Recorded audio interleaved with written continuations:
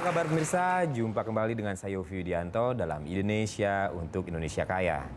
Dari lokasi Galeri Indonesia Kaya, kali ini saya akan kedatangan tamu-tamu yang punya dedikasi yang hebat untuk dunia pantomim Indonesia.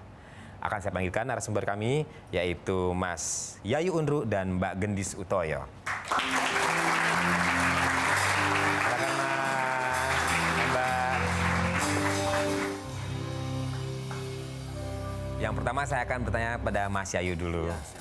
Mas Yayu, dunia pantomim ini sebenarnya sejak tahun berapa dikenal di Indonesia? Di Indonesia sebenarnya udah lama, tapi sebenarnya gini, di cikal bakal teater tradisi kita kayak di tarian atau di topeng Pajagan udah ada bibit-bibit pantomim di situ. Tapi kemudian makin jelas kemudian ketika Mas Don pulang dari Amerika, terus ada beberapa orang tokoh-tokoh Indonesia pulang dari Amerika, udah mulai main-main di tempat-tempat tertentu, di situ mulai awal. Tapi di Jakarta terasa sekali Profesor Sardono yang memulai. Pak Sardono ya? Ya. Nah, lantas definisi pantomim itu sendiri apakah? Apakah memang orang seperti Charlie Chaplin itu dia melakukan seperti apakah itu pantomim atau orang yang melakukan gerakan-gerakan bahasa isyarat dengan diterjemahkan oleh audiensnya itu adalah pantomim atau ada yang lebih spesifik dari itu? Ya, Charlie Chaplin cuma elemen kecil dari pantomim. Karena pantomim sesungguhnya bukan drama bisu. Dia harus punya misi, visi, sehingga jelas. Dia harus punya moral, kurang lebih kayak gitu. Jadi nggak cuma sekedar bergerak-bergerak, tapi memang harus punya tujuan. Harus punya tujuan. Mungkin bisa digambarkan kurang lebih seperti apa sih yang bisa kita kategorikan ini loh pantomim itu misalnya? Pantomim itu misalnya ambil gelas, minum.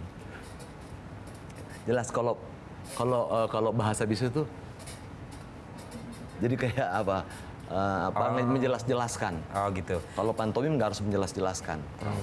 Itu dalam tataran teknisnya seperti itu. Ya, kurang lebih. Ya. Nah, untuk dunia pantomim Indonesia ini tentu tidak terlepas dari dua nama yang sangat bersahabat. Saya lihat dari pertama kali, mungkin saya sudah sempat lama dulu pernah melihat di masih zamannya TVRI, udah sempat kelihatan sekali dua kali itu ya. Yaitu Mas Sena Utoyo dan almarhum Mas Didi Petet. Ya.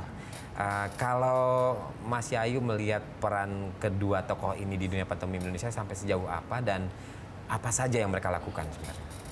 Beliau dua orang almarhum yang saya sangat hormati. Kebetulan putrinya juga ada di sini. Oh, ini putrinya? Putrinya Mas Sena. Ya.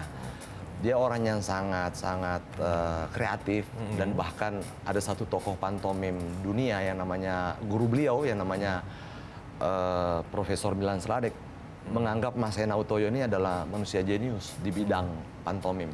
Dan menurut saya sampai sekarang belum tergantikan. Di kalangan Asia juga mungkin nggak ada yang punya tubuh, punya imajinasi, punya kreativitas yang luar biasa gitu. Karena banyak kalangan-kalangan musisi nganggap bahwa tubuhnya Mas Sena ini punya musik. Ya, jadi kalau kita mau lihat wujud musik ya, begitu dia bergerak kita bisa ngelihat wujud musik itu.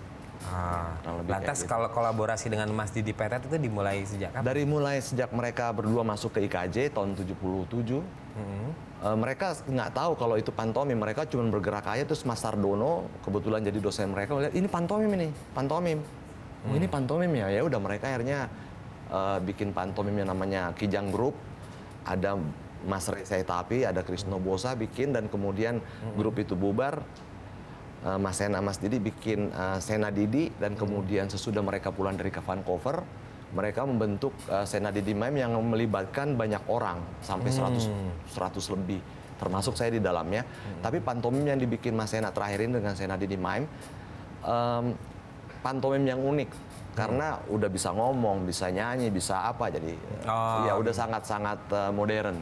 Ada ini juga ya, ada sentuhan-sentuhan baru di situ. Sentuhan baru ya. Nah, kalau tadi kan Mas Yayu ini cerita bahwa Mas Sena Utoyo itu banyak kalangan menggambarkan sebagai musik. Iya. Dan inilah buah musiknya berarti.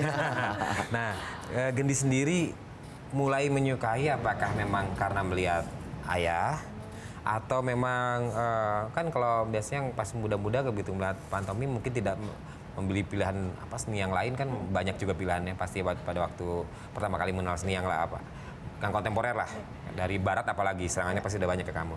Kenapa memilih meneruskan apa yang dirintis oleh ayah? Ya.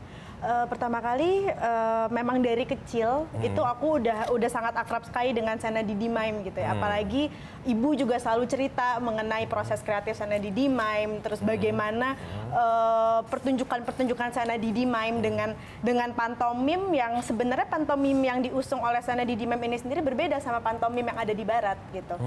Terus dari kecil aku udah memupuk cita-cita, aku pengen gitu berada di panggung. Aku pengen bisa membuat sesuatu seperti bapakku gitu. Sampai akhirnya aku kuliah dan kebetulan kuliah aku memang di Eropa, di Prancis.